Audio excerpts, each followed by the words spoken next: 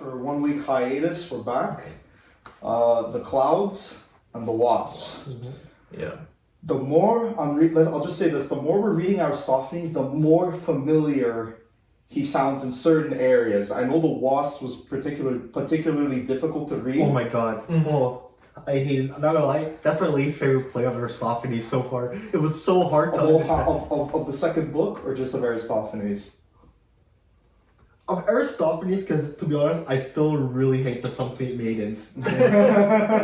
More than anything else. Because it's so incomplete. It's the first act without the second and third. Yeah. But like, it was so hard to understand a lot of the times that that's like the one time where I didn't even think. I'm like, what happened?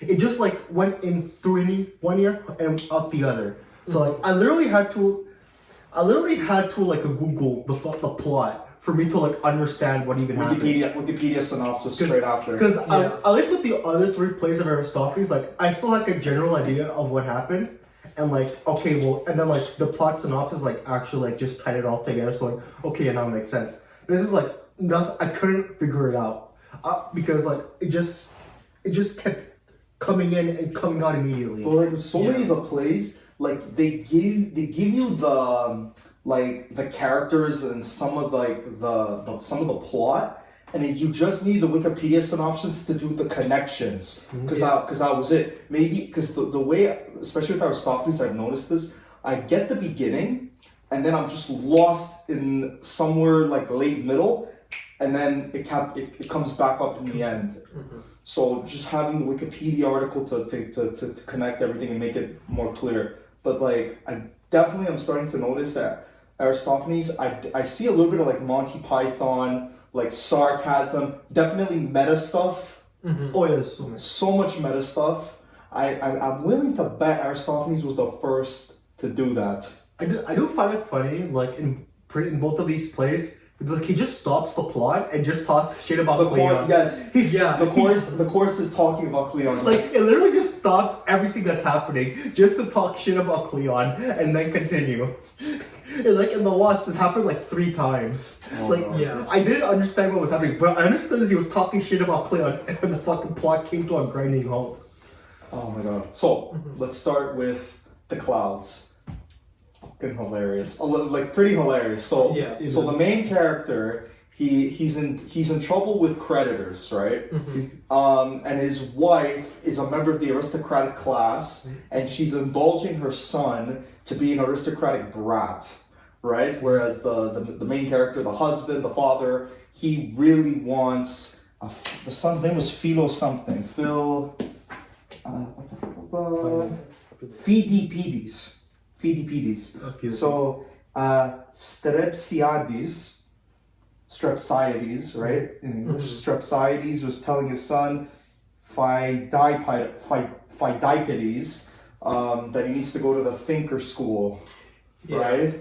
Where they teach puny bitch B words on how to like talk their way out of trouble. This is the funniest. This is absurd on its face because the whole plot is the main character just trying to get out of debt. And he sucks at learning, so he makes his son do it. And his son gets him out of debt, but the son starts abusing his dad. And then like without any introspection, he decides to burn the school. With his slaves. And Socrates is in this, by the way. Socrates is portrayed as the guy who leads that school and is teaching these guys. So I don't know if Aristophanes is definitely poking fun at Socrates. He's not like reveling in him the way he would like Thucydides or Herodotus in the previous play, right? The Knights. He's like Euripides. He's taking more like a poke fun approach, which I found interesting. You have anything to add or? Nothing specific. I thought it was very funny. It was a very nice play. There's so much meta with the chorus. We're also there's like a really important meta point we're gonna get to with the Wasps that I want to talk about. But the meta, even with the chorus and the Clouds, was also interesting. Like Paul said, it was disparaging towards Cleon. all the time. We're seeing Aristophanes as the hater of Cleon. We really are. Oh my god, I don't think there's a bigger hater in history right now. This man stops his plays to talk shit. Just talk shit midway through. Talking about like the corruption, right? Of undeserving men taking money that should go to the people that would benefit the state and just. But like the thing is, it is like so extremely explicit, you know. It's like in modern day, someone will like stop the movie part way many times throughout the movie and just to talk shit about a politician. Like Bill Burr just doing a roast in the intermissions. It's just like that. Like they stop the movie, they have a guy talking shit about a politician, and then they continue the movie. Like that's basically what happens. Anything that really struck out with you guys in the clouds? I guess maybe Aristophanes in the clouds, he was trying to advocate, I guess, for Athenian men to be respectful citizens, to be strong and powerful, right? Which is why he makes the school of thought with these. I guess he's making fun of philosophers, right? He's making fun of them as these people who are just like swindlers with silver tongues that could just get their way out of anything. I want to bring up the fact that instead of like having like an actual god, they have like a person in a bucket be the cloud, and they just says, "Yeah, this is God now." and then everyone just goes with it. Like, "Oh yeah, he's God." Wait, hold on. There was something that let me just see. The chorus declares that the author Aristophanes' cleverest play. That it cost him the greatest effort. It reproaches the audience for the play's failure at the festival. So he's talking about his plays. Aristophanes is talking about his real life plays, where he was beaten by the works of inferior authors, as it praises Aristophanes for originality and for his courage in lampooning people like Cleon. So in the clouds, right, there was like a specific moment, like in the middle of the play or beginning middle of the play, where one of the chorus. It's just saying, bro, Aristophanes, he's the author, right? He's so brilliant. He got cheated by inferior playwrights. He's so good at destroying Cleon in his plays. And the chorus then resumes its appearance as clouds, promising divine favors if the audience punishes Cleon for corruption and rebuking Athenians for messing around with their calendar, since it has put Athens out of step with the moon. Oh yeah, there was at one point where somebody used a blanket to masturbate. Wait, what the? Oh my god! Yes. Yeah, that was what's his name? The main character, the father. Strepsiades. Yeah, I remember he mentioned something. It's like, oh, you're supposed to think, and he's like, oh, I'm using my tool. What tool? And then he just like glosses over. There's one thing I want to mention: the fact that right logic and wrong logic are like literally personified. In people. And wrong logic wins. Yep. That's the bullshit part. Wrong logic wins, right? So wrong logic sides with justice and the gods, offering to prepare Philippides for a life of discipline, right? Which is what I was saying, that Aristophanes, I think, was advocating for that. But wrong logic was denying the existence of justice, and he was offering to the son to prepare him for a life of pleasure, debauchery. Yeah. Yep. So basically Aristophanes making a point that people should not be attempting this sort of lifestyle. Maybe a little bit stoic, a tiny bit. So definitely not like a hedonist in that he likes pleasure or maybe that type of pleasure. I think it might be like also a comment on like leaders, in that like oftentimes they portray themselves like to like be just or something like stuff like Strong that. men. Strong. But in the end, they're kind of also like wrong logic where like they kind of like they're sophists, like they kind of like trick people into believing themselves, or like just using literally really bad logic to make people believe in them. And I think Aristophanes putting wrong logic as the winner in that debate is him trying to say that Athenians, at least, are always willing to pick wrong logic. In other words, picking wrong leaders and their terrible reasons as to why they should be leaders and electing them into powerful positions in office. That could be it, right? It's also, I'm also starting to think Aristophanes really hates debates.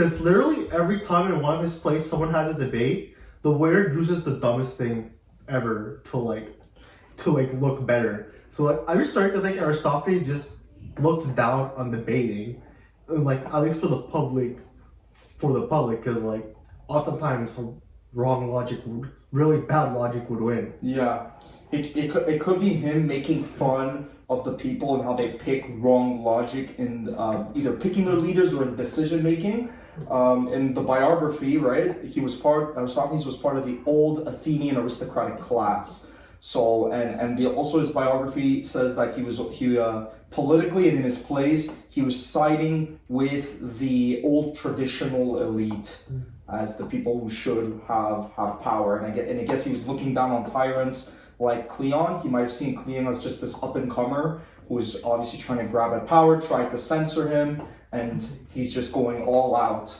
on Cleon.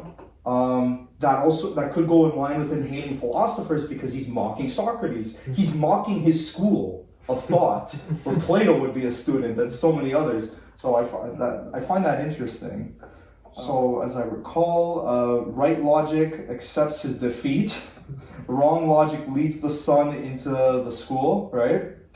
And then the clouds come again. They demand to be rewarded they demand the play to be awarded first place in the festival competition. It's pretty much Aristophanes just saying, "Fuck you guys, give me first place."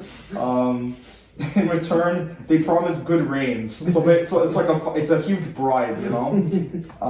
Otherwise, they'll destroy the crops and spoil the houses and shit like that.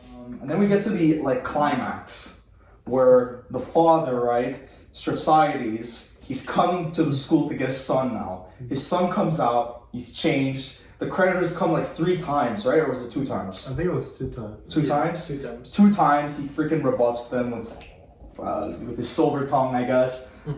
Gets them to go. But then debates his father, right? As to he should be able to beat his dad. Son, right? Philippinides, right? Was making arguments to his father that he should beat him. Right? And they have a debate. They have a debate. Eventually, it also goes to his mother. So again, Aristophanes is making a point that people that come out of these schools have low respect for society, so much so that they're willing to beat their own parents, right? Which is a very, very big no-no. I love the logic that the son used. He's like, the dad used the logic. He's like, hey, I should be able to beat you because that's what you do to discipline someone. The son, it's like, well, what if I don't have a kid? I can't discipline him, but I can discipline you. And then dad's like, oh, you got me there. Again, obviously, beating your kids, we don't look at that as correct anymore. But it's interesting that they saw it as a norm and as correct for parents to beat their kids, and it's only wrong when the kid argues the opposite, right? But either way, Aristophanes is trying to make him seem like a little, shit. And you mentioned earlier. You mentioned how it refers to like him attacking his mom and dad in the play. I believe he discusses the father asks, "What's your favorite play?" or "What's your favorite playwright?" And he brings up Orestes, right? The man who's notorious for killing his mom. Yeah, the Aristophanes. So I thought it was pretty funny.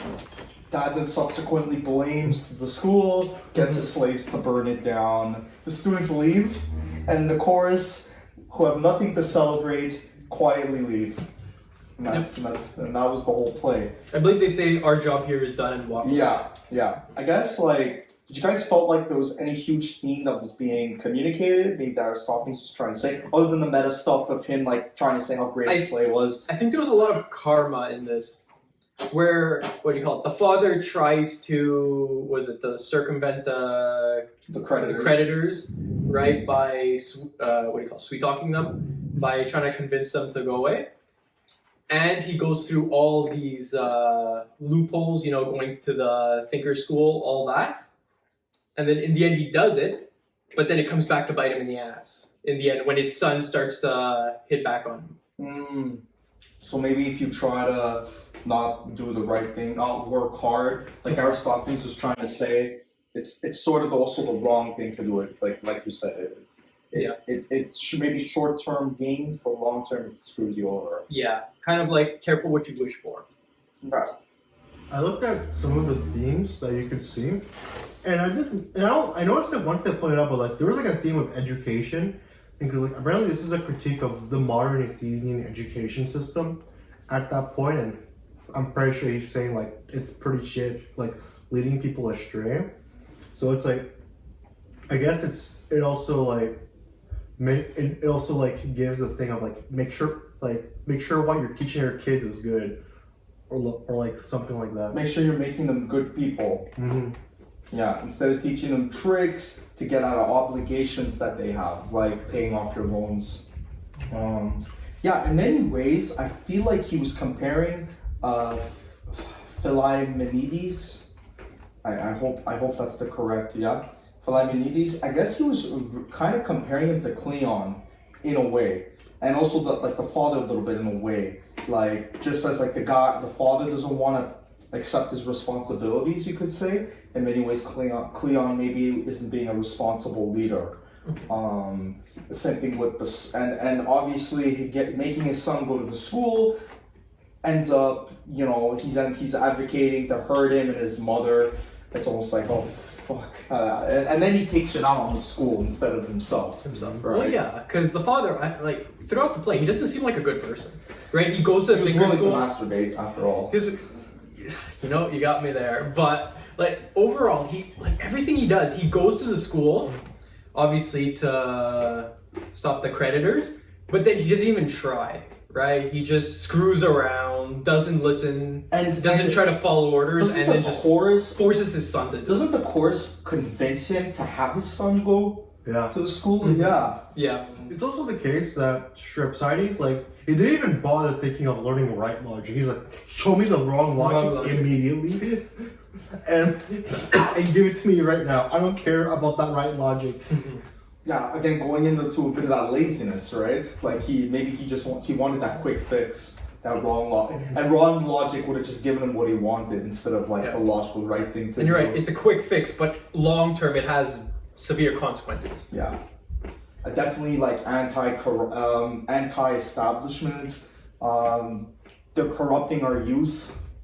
The school, which is funny because Socrates would later be accused of exactly that. He was accused of corrupting the youth. So it's funny that Aristophanes is putting Socrates up as a symbol of youth corruption. To be fair, the people he thought also tried to take over the government. So that's a difference. Yeah, I guess more disparaging things about Cleon. We're now going to the Wasps. It's even weirder.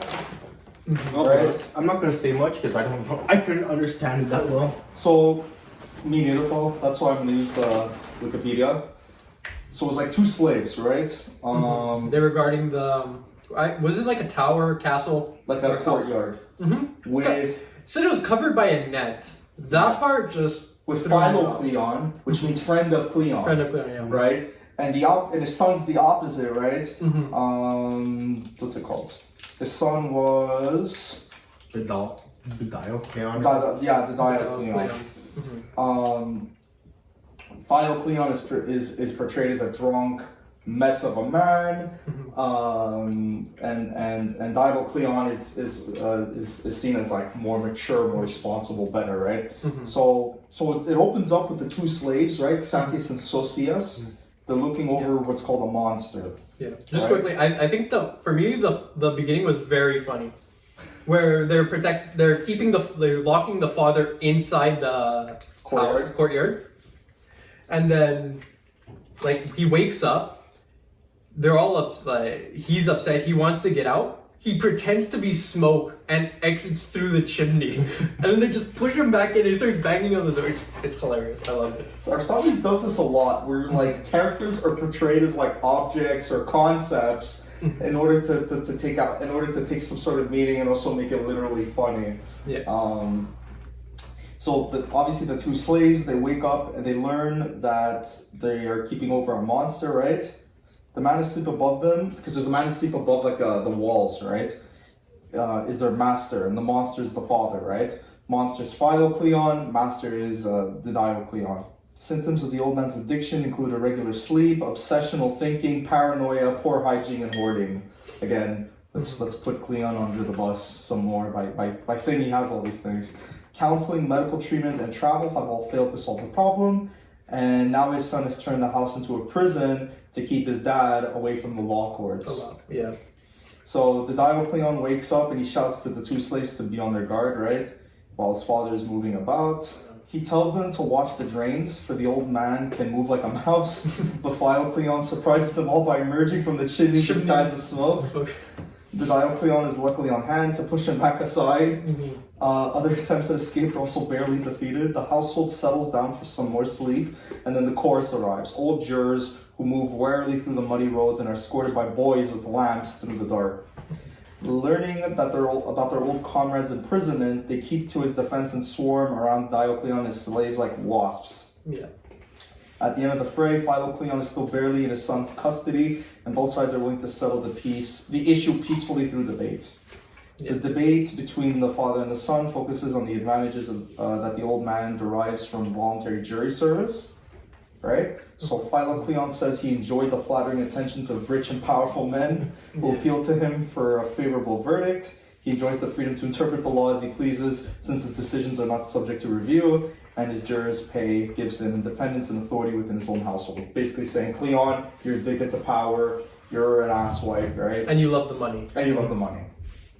Diocleon responds to these points with the argument that the jurors are in fact subjects to the demand of petty officials, and they get paid less than they deserve.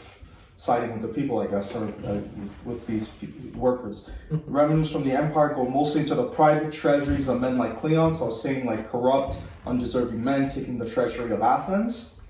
The chorus is won over after Diocleon makes that argument. Philocleon refuses to give up his old ways, so Diocleon turns the house into a courtroom to pay him a juror's fee to judge domestic disputes. Philocleon agrees.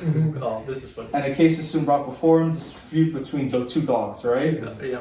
The one dog, who fucking strangely enough looks like Cleon, right? He accuses the other dog who looks like Laches, who was a general in the Peloponnesian War. Really? So it's a real guy, yeah. So one dog looks like Cleon, the other one looks like that general. So Cleon, the dog that looks like Cleon, accuses the other dog of stealing a Sicilian cheese and not sharing Not it. sharing, yeah. Witnesses for the defense include a bowl, a pestle, a cheese grater, a brazier, and a pot. And because they're unable to speak, shocker, the Diocleon says a few words for them on behalf of the accused. A group of puppies is ushered into... A group of puppies comes in Absurd. to soften the heart of the old juror with their plaintive cries. Philocleon is not softened by the puppies, but his son easily fools him into putting his vote into the urn for an acquittal. The old juror is deeply shocked by the outcome of the trial. He is used to convictions, but his son promises him a good time and they exit the stage to prepare for some entertainment. While the actors are off stage, the chorus comes back out, addresses the audience. It praises Aristophanes for standing up to monsters like Cleon, and it chastises the audience for its failure to appreciate the merits of the author's previous play. You didn't get the clouds, mother effers. Why didn't you get it? It praises the older generation, which is, Aristophanes' political allegiance. Evokes memories of the victory at Battle of Marathon, and bitterly deplores the gobbling up of imperial revenues by these unworthy men. Father and son then return to the stage. They now argue with each other with the old man's choice of attire. He is addicted to his old juryman's cloak and his old shoes, and he's suspicious of the fancy woolen garment and the fashionable Spartan footwear that Diocleon wants him to wear that evening to a sophisticated dinner party. Pretty much calling Cleon unsophisticated. The fancy clothes are forced upon him, and he is instructed to be in the kind of manners and conversation that the other guests will expect of him. So to be sophisticated, kind, polite. At the party, Philocleon declares his reluctance to drink any wine. It causes trouble, he says. But Diocleon assures him that sophisticated men of the world can easily talk their way out of trouble, and so they depart optimistically. Then there is a second time where the chorus talks again, in which they briefly touch on the conflict between Cleon and Aristophanes. After which the household slave arrives with news that the audience about the old man's appalling behavior at the dinner party. Philo-Cleon got himself drunk, like massively drunk. He was insulted. He insulted all his son's fashionable friends. And now he's assaulting everyone he meets on the way home, like a Karen, pretty much like a drunk Karen. The slave departs as Philo-Cleon arrives, now with our agreed victims on the heels and a pretty flute girl in his arms. Yeah, that's true.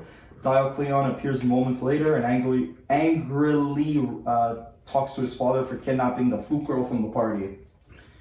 Philo-Cleon pretends that she is a torch and not a flute girl, right? His son is enthralled and tries to take the girl back to the party by force, but the father knocks him down. Other people with grievances against Philo-Cleon continue to arrive, demanding compensation and threatening legal action. He makes an ironic attempt to talk his way out of trouble, like a sophisticated man of the world, but inflames the situation further because he's not sophisticated. Finally, his alarmed son drags him indoors, like, get out here, you're embarrassing me, get back inside. The chorus sings briefly about how difficult it is for men to change their habits, and it commends the son for his devotion to his father, after which the entire cast returns to the stage for some spirited dancing by Philo-Cleon in a contest with the sons of Carcinus, who is an ancient Greek tragedian, a real-life person. Mm-hmm. So, even though the Knights was supposedly, like, according to Wikipedia, was like the play that disparaged Cleon the most, I think it's this one. I think it's the Wasps. Yeah, because it goes out of their way. Yeah. To make it explicit. But just like, he's unsophisticated. He's drunk at a party. He openly says he uses power and his position for himself. The whole thing was just a rant against Cleon, we could say. Yeah. In this one, he he also seemed very gullible. Like, every time he got in an argument, he always lost. Like, the son would talk to him, saying why he shouldn't go back to the law, and then the first time he agrees. And then the second time when the son was asking for the acquittal, again, he loses. Yeah. So, yeah, he's just very, I guess, bad at arguments, maybe. Unsophisticated, right? That's like the recurring theme of the play. Mm-hmm. I feel like Aristophanes, you could also use him as someone who influenced Western political thought as well, because he writes so much against tyrants who use the state to their benefit instead of benefiting the people in many ways, and especially through his attacks on Cleon. We know that he's attacking Cleon because he thinks Cleon is stealing from the people and is acting like a vicious dictator. And I don't think with the other authors you got this. Maybe there were like political things stuck in there, especially with Aeschylus, with things like Prometheus Bound, right? Mm-hmm.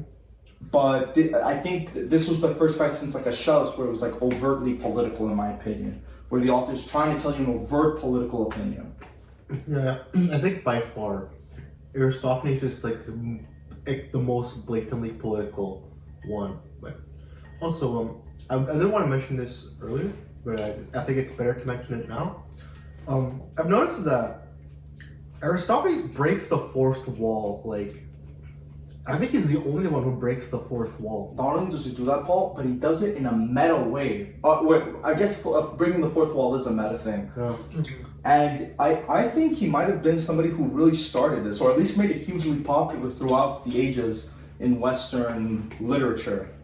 This is the only time I've seen like anyone directly talk to the audience and acknowledge they're an audience and that they're in a play. And that they're acknowledging real life events. Like, why didn't my play win the Dionysius Prize last festival, guys? Why, fuck Cleon. Cleon and the author got into some serious beef because of Cleon's debauchery. Stuff like that. And the audience must have loved that. For him to, it was it must have felt very entertaining. You felt like you were on a joyride. I would compare it to that one play. Did you go with us to Washington? Okay, there was this one play, Paul, that we saw where it was like a murder mystery, and the characters in the play would ask the audience on how to solve it.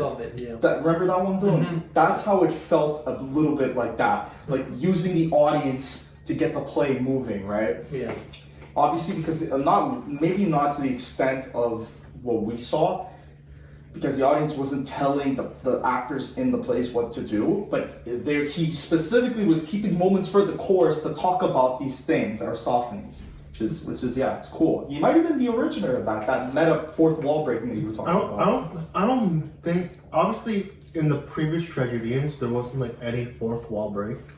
Mm-hmm. I'm just wondering if there's like anything earlier than that, because like probably like most of like the Greek plays were probably just tragedians or something.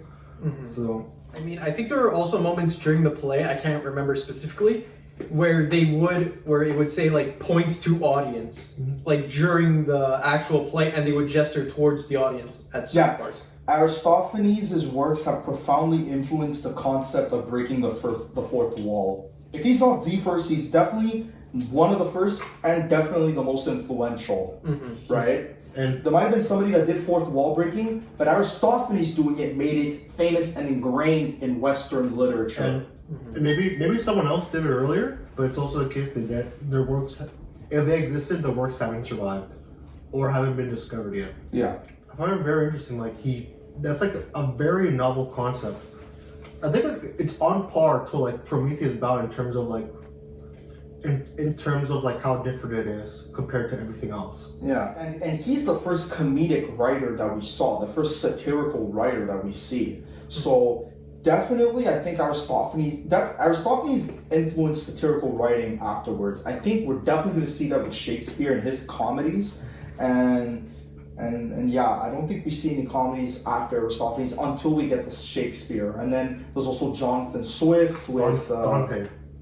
Dante's a comedy. It's called the Divine Comedy. Yeah, but I always thought of it as like I heard it was like an epic poem though, even though it's called Divine Comedy. I mean, it might be like in the same way as Aristophanes is a comedy, where the situation is just so absurd that you can't help but. That's true. So we'll definitely see that maybe with Dante, but Aristophanes is the first comedic writer that we see. And the later comedic satirical writing that we're going to see is definitely going to follow Aristophanes. Yeah. By the way, am I the one who feels like, right? Because like I feel like all the tragedies feel like movies. These feel like a TV show. Like every subsection of a play is like an episode or something. That's what I was thinking. Like this could easily be Monty Python, especially with like the chimney stuff and the dogs and wrong logic, right logic. It seems so absurd, and it definitely made me think of like comedy writing, maybe Key and Peele, where it's like extremely absurd. Yeah. And that's what makes it funny. Like I can like see certain things and just be like, yeah, I could see that in South Park at some point. Yeah. Just like different, just like modernized and like maybe a bit different, you know.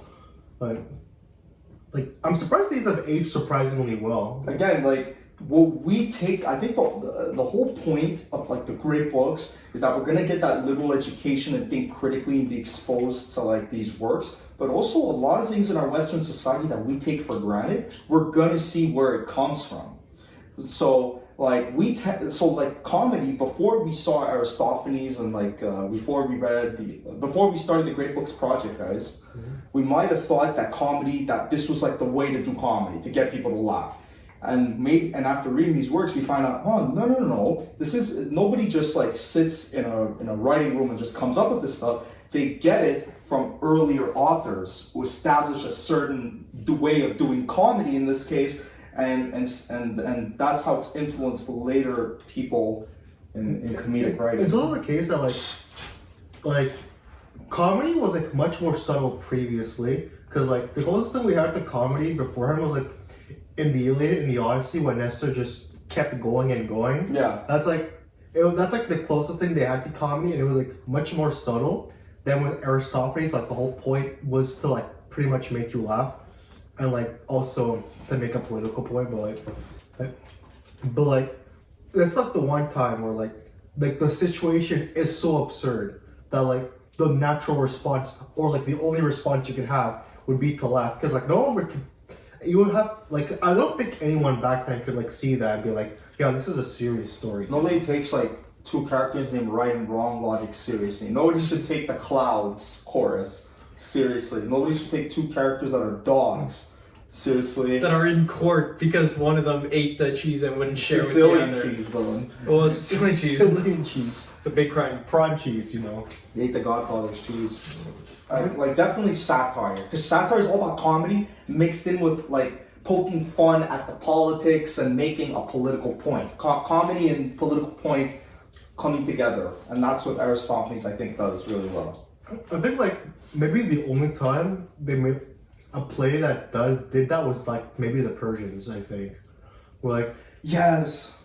like that's like the one time where like it was clearly like made for a political purpose, and like on like something that like literally like probably just happened like, and like it's in their minds. By And that. satirizing Xerxes as a pathetic man who's nothing like his father Darius. But like it also humanizes the Persians. And here like, but like that was just like outside of their society. Maybe the three tragedians had like tragedies or like maybe even satires that like they wrote. But like again, we don't know.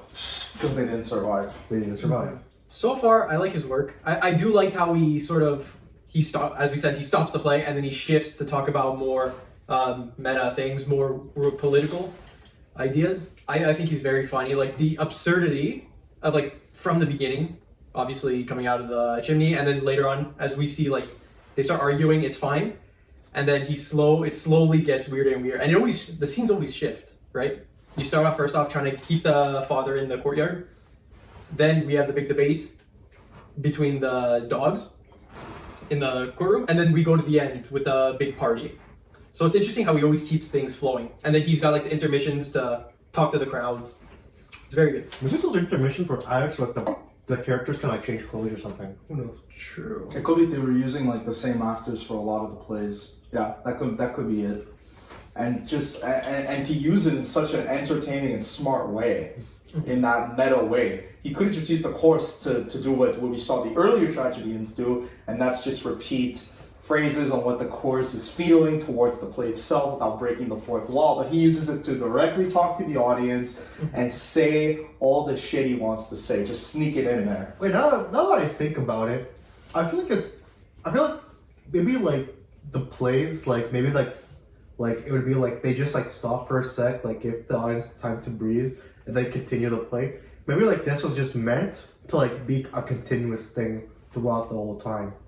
So like, and like the chorus was there to like keep it flowing. So like that might just be like the chorus. It might just be a result of the limitations of what a play could do back then. Well, even now. And what a great thing, because it's stuck and it made the play more entertaining. It did make the play more entertaining because like I don't remember much of the plot, but I do remember them stopping the play to talk shit about Cleon. and the corruption that him and men like him were doing.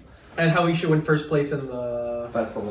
The yeah. Dionysius Festival. I mean, like that was so petty. That sounds so goddamn. Yeah. That's Aristophanes. But like again, that would be like if someone like didn't win an Oscar, so like in their next movie they like just stop midway. Like through. Spielberg. Like if Spielberg didn't win an Oscar, and like he would just say, "I should have won the last time." fuck the Academy Awards. Last year I should have won for Saving Private Ryan, and I didn't. So fuck him. I will say this is not really in a movie standpoint, but I can imagine someone like Kanye West in the middle of a song just stopping like, "Why didn't I win that Grammy? You think they're better than me?" That's terrible. No, here's the thing. He didn't do that for himself, but he did that for Beyonce. Beyonce, yeah. Like, he literally, wait, it wasn't in a song. He stopped the whole thing. Well, yeah. And he's like, "Yo, I love you, Taylor, but Beyonce should have won." That was the one with Taylor Swift. Yep. Right? Yeah. He's like, "I'm gonna let you finish," but Beyonce should have won that. It's funny because Bill Burr wrote a skit about him saying he had the ego of an Adolf Hitler, but thank God it went into a black guy because there's a glass ceiling on evil. So he's like, oh, all Kanye has to do is just fuck up an award show every now and then, like with Taylor, and